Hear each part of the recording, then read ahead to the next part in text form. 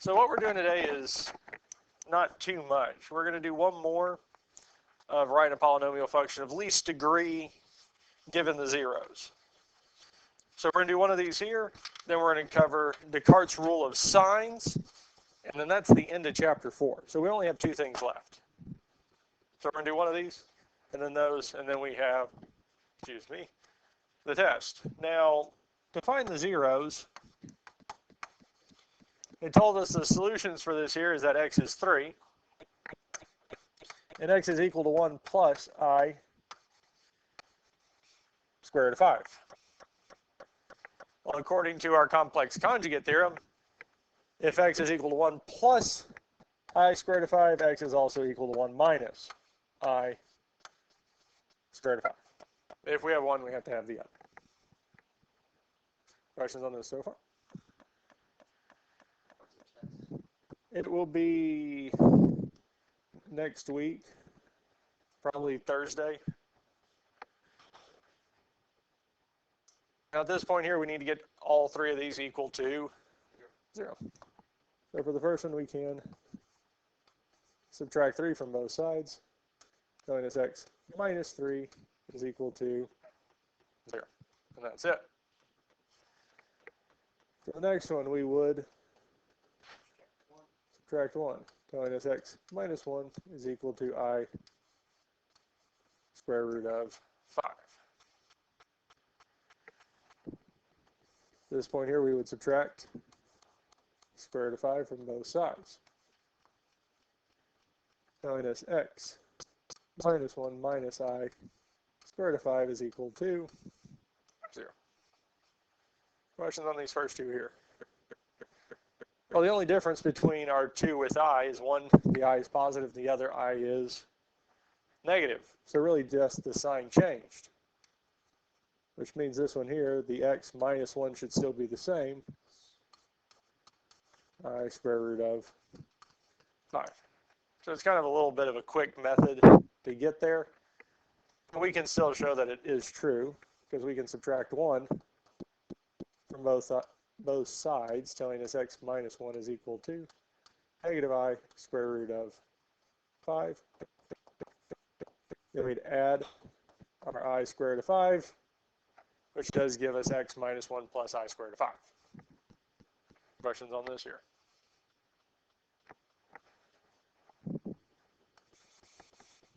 Now at this point here, we're going to multiply all three of these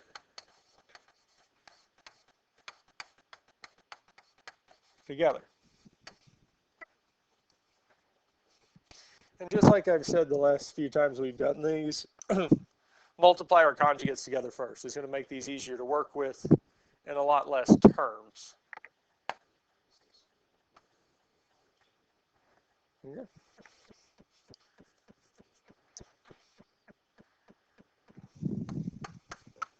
X minus 3 times. We'll distribute the x first. X times x is going to be x squared. X times, should be a negative 1 there. Negative 1 is negative x. And x times I squared of 5 is x I square root of 5. Now we're going to distribute the negative 1. Negative 1 times x, negative x. Negative 1 times negative 1 is plus 1. And negative 1 times I squared of 5 is negative I squared of 5. And lastly, we're going to distribute our negative I squared of 5. Negative I squared of 5 times x is negative x I squared of 5. And negative I squared of 5 times negative 1, negative times a negative is a plus I squared of 5. And lastly, negative I squared of 5 times I squared of 5. Well, we can actually do this in the calculator, the graphing calculator more specifically. We could have done the radical or I yesterday this way, because we're multiplying negative I squared of 5 by I square root of 5. And it tells us it is 5. Because the square root of 5 times the square root of 5 is 5. Negative I times I is just going to end up being negative 1, negative negative 1, which just gives us plus 5.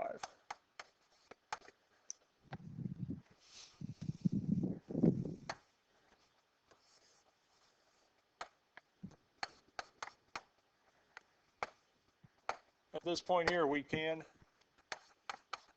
combine like terms. Well, if we look at our I terms, x squared of 5 and negative x squared of 5 is 0. Negative I squared of 5 and I squared of 5 is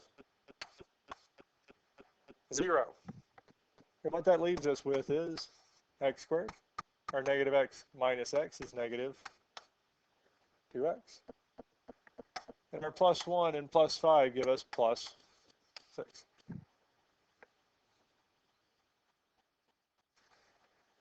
And last but not least, we need to distribute this here. X times x squared is x cubed. X times negative 2x is negative 2x squared. And x times 6 is plus 6x.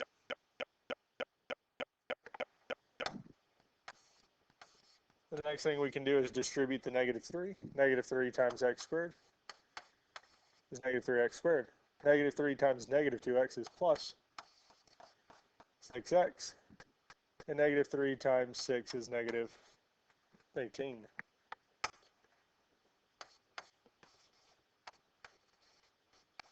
If we combine our like terms, x cubed doesn't have any other like terms besides it.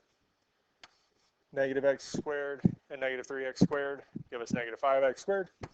6x plus 6x is plus 12x. And then we have our minus 18.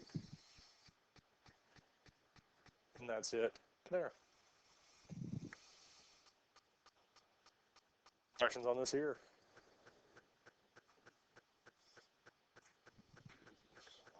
It's just a lot of steps. It is possible to do the x minus 3 times our x minus 1 minus I squared of 5 and then do the other, but we do get a lot more terms and it gets a lot bigger, a lot faster.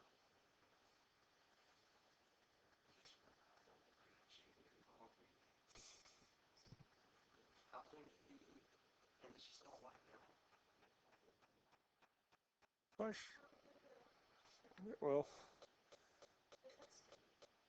I don't think so, not long term anyways. But I don't know. I don't think so. Questions on finding the polynomial? We feel good with these here. Descartes' rule of signs. In this, so when they talk about Descartes for this here, it's René Descartes actually came up with this. And it's actually more known for philosophy than he is, I mean, the general populace knows him, or at least one of his philosophical sayings, more than most of his mathematical contributions. But he did a lot for mathematics and philosophy. Because the one he's known for is, I think, therefore I am. René Descartes actually was the one that coined that phrase in that thought process. So that's what he's known, one of the things he's known for. Now, his rule of signs is actually kind of interesting. And what it states is that the number of positive real zeros, the number of possible positive real zeros is equal to the number of sign changes of the coefficients of f of x, or is less than that by an even number. The number of negative zeros, real zeros, is equal to the number of sign changes for f of negative x, or less than that by an even amount. So, and then we do have complex zeros are what's missing from our zeros. And that'll make a little more sense when we actually see it. Now let's look at the first one here. For the positives, so for the number of possible positive zeros, we take the function itself and count the number of sign changes. So if we look at the first part, x to the 6 to negative 2x to the fifth? Well, it's going from positive to negative, so that is 1 sign change. If we go from negative 2x to the fifth to 3x to the fourth, is there a sign change? So that's a second one. 3x to the fourth to negative 10x cubed would be a third. Negative 10x cubed to negative 6x squared. No. Or negative 6x squared to negative 8x. No. Negative 8x to negative 8. No. So the number of sign changes for f of x is 3. You're welcome. Now it does say or less than it by an even amount, so we can subtract 2 from it and get 1. If we subtract 2 from 1, we have a negative number. We can't have a negative number. So the number of possible positive real zeros is equal to the number of sign changes of the coefficient of f of x, which we found to be 3, or is less than it by an even number. Well, the smallest even number is 2. So what that's saying is, for our solutions here, we could have either 3 positives or 1. It's either going to be 3 positives or 1 positive solution. Now, this is helpful, especially if we're stuck on trying to find solutions, because I could use the rational zeros theorem we had, plus or minus p over q. And if we do that and this here and see that there are 2 positive zeros that I find that work, that means there has to be a third one, because it's either going to be 3 or 1. So it helps us narrow some of the solutions down. Okay? Questions on positives? We're ready for negatives. Negatives. To determine the number of negative solutions, we need to find f of negative x first, and then count the number of sign changes. So what that means for us is that we're going to replace every x in the function with negative x.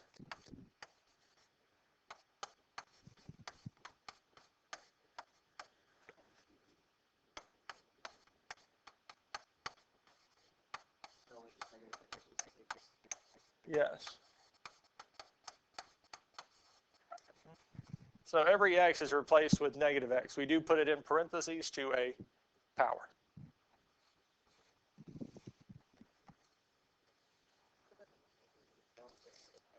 X has to have a value. Now, I'm going to start all the way at the other end. So instead of x to the 6, we'll start with negative 8, because the constant term is just going to be negative 8. Nothing changes. Now, our negative 8 times negative x, negative times a negative is a positive 8x. So the sign changed for that one there.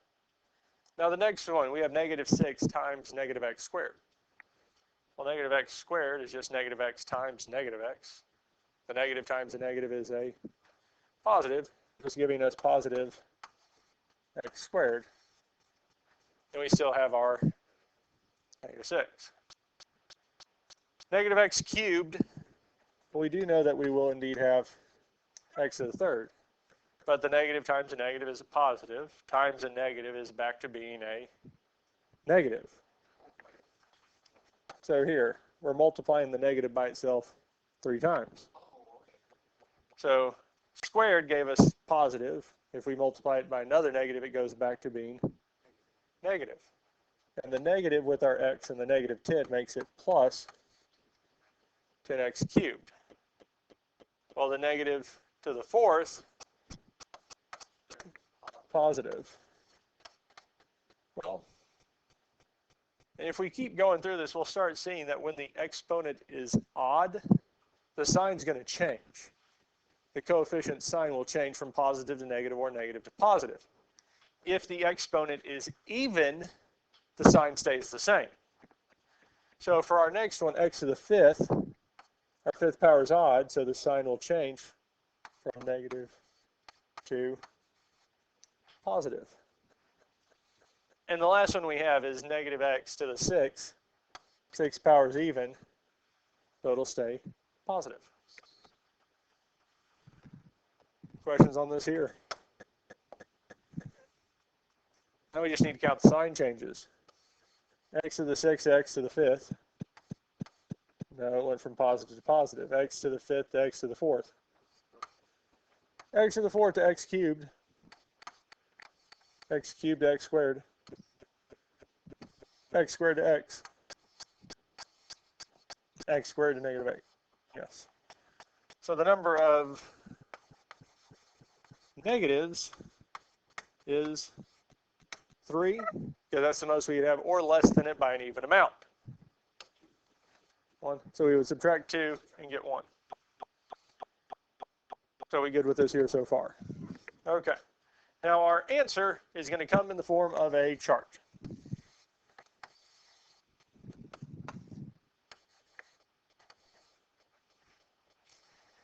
And this is how we set the chart up. I have a feeling y'all could take a pretty good guess at what P stands for. P is our what? Because what kind of zeros are we looking at?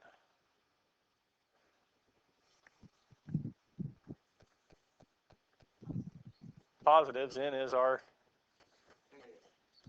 and C is our complex, because positive, negative, and complex zeros.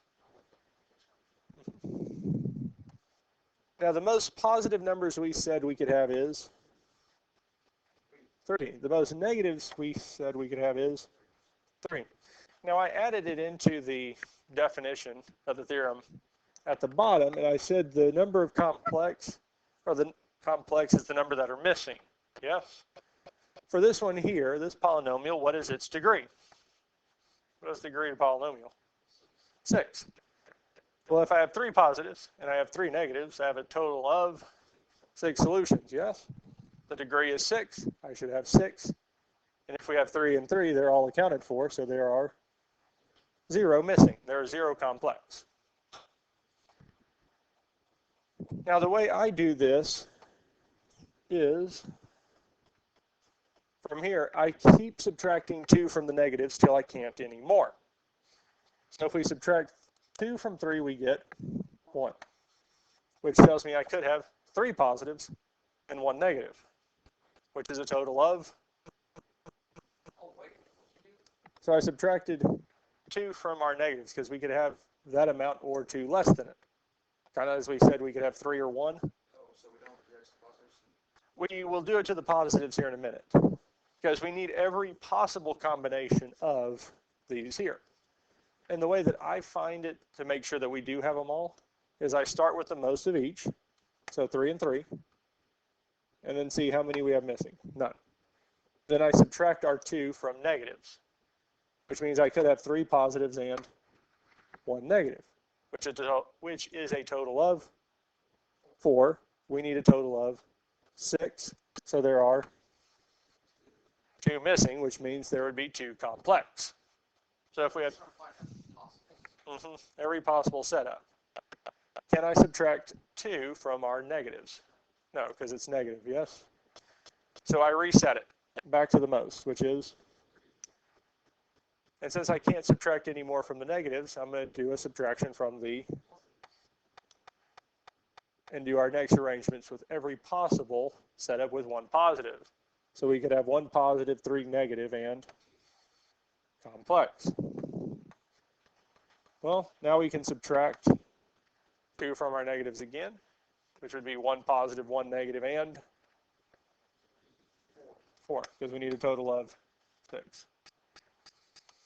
I can't subtract any more from the negatives, so I would reset it if I can subtract any from the positives.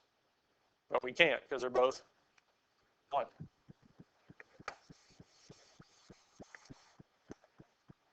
So that's the final one. So whenever this number, here we reset because I couldn't take any more away without getting a negative amount of numbers. So I couldn't subtract any more from the negatives here. So I reset it and then set a 2 away from 3. Did it again, I can't take any more away from the negatives. So I'm going to see if I can take any more away from the positives. Well, I can't take any more away from either. So at this point, because I'm seeing, can I do it again? Here I can't, so I would reset it. Here I can't do it anymore. So if I reset it, I'm back to the top, so we're done. Does that make sense? So this guarantees we have every combination, because otherwise I'd have to look at these two and then make sure I do all four, which isn't bad for these two, but when we get more than just three, it can sometimes get a little confusing. Questions on this here?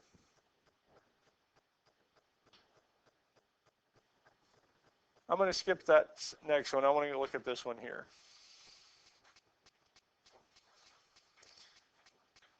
Luckily for positives, we can just go on and count. X to the fourth to x to the third. Well, yes, it went from positive to negative. X cubed to x squared, negative 2. Positive, that'd be 2. X squared to x, 3, and x to our constant. So, I mean, we can do the chart off to the side. Positive, negative, complex. Start at one point, and instead of looking as you're going, look to where you want it to go. Mm-hmm.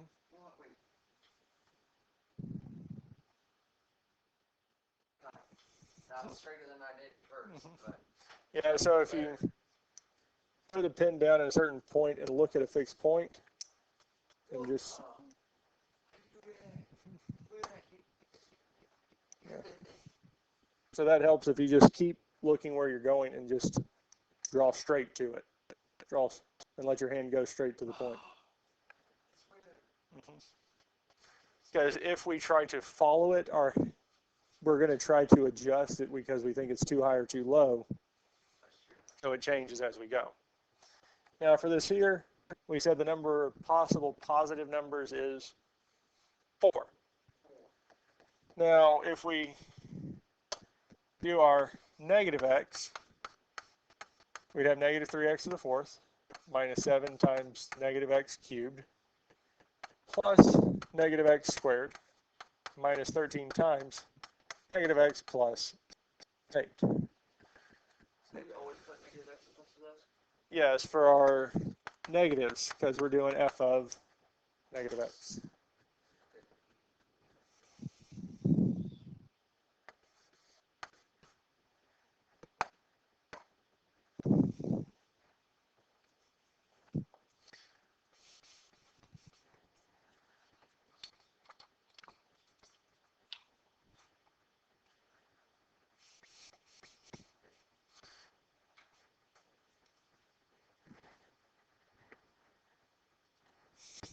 You're welcome.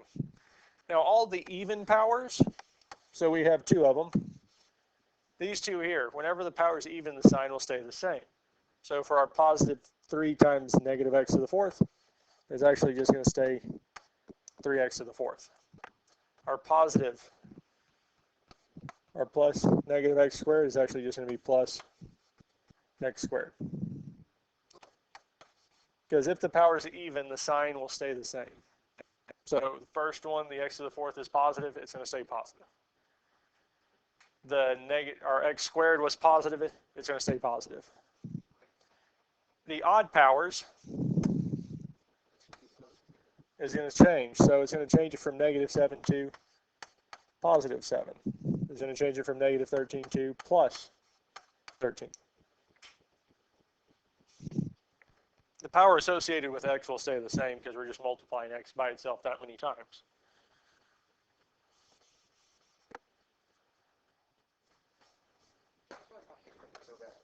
My lines are probably looking at it, right? And I'll go like above or below the line.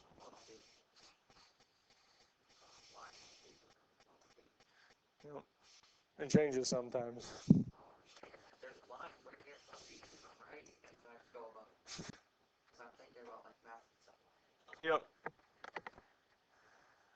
Sometimes we get distracted. No, not that. Let's count the number of sign changes. Does it change from x to the fourth to x to the third? Well, no, positive, positive. X cubed to x squared. Well, no, it's still positive. X squared to x So the number of times it changes for negatives is 0. Now the degree of this is 4. If we had 4 positives and 0 negatives, do we have all of our solutions? Yes. So the number of complex would be 0. Now, as I said earlier, we can start just subtracting 2 from the negatives till we can't anymore. Well, 0 minus 2 is negative 2. We can't subtract it. So it's going to stay 0. But I can't subtract 2 from 4. Which shows me that we could have 4 positive, 0 negative, 0 complex. We could also have 2 positive, 0 negative, and complex. Still can't subtract 0 or subtract 2 from 0, so it's just going to stay 0. We can subtract 2 from our positives and get 0. So it is possible for this one here to have 0 positives, 0 negatives, and 4 complex.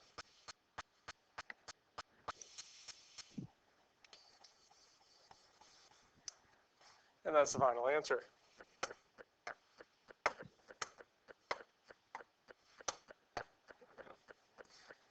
And what is interesting with this here, this last column, our complex column, is that it will always be an even number. Because our complex conjugate theorem stated if A plus BI is a solution, A minus BI is a solution. If we have one, we have to have the other. They're always going to come in pairs of 2s. So all the numbers in this columns will always be evens. It will always be an even amount. It will never be an odd amount for our complex. The positive and negatives, they can be odd.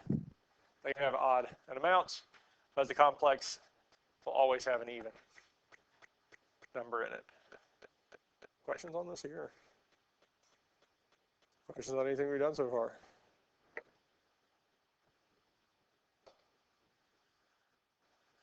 That's it. Yes, sir.